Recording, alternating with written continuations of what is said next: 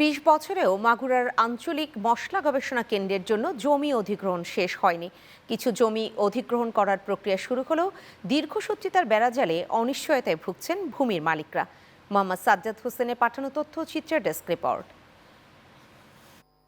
মাগুরা জেলা মশলা গবেষণা কেন্দ্রটি ১৯৯৬ সালে প্রতিষ্ঠিত হয়।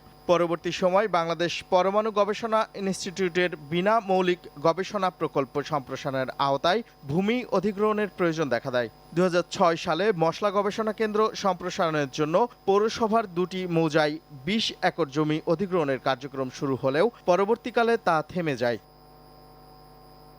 এরপর নানা মহলে চিঠিপত্রের আদান প্রদানের পর ২০১৫ সালে ভূমি মালিকদের নোটিশ জারি করা হয়। নোটিশ অনুযায়ী ৩৬ জন ভূমি মালিকের জমি অধিগ্রহণের ঘোষণা দেয় সংশ্লিষ্ট দপ্তর।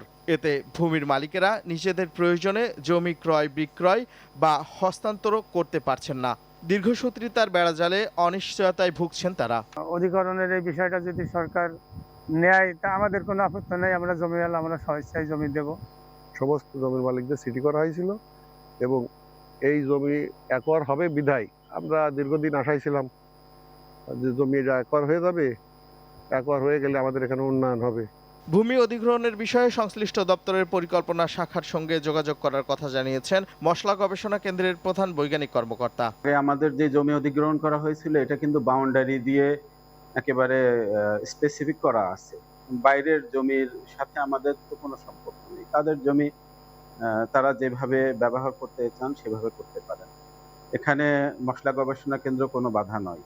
স্থাবর সম্পত্তি অধিগ্রহণ ও হুকুম দখল আইন ২০১৭ অনুযায়ী নোটিশ জারির পর নির্দিষ্ট সময়সীমার মধ্যে প্রক্রিয়া সম্পন্ন করা বাধ্যতামূলক।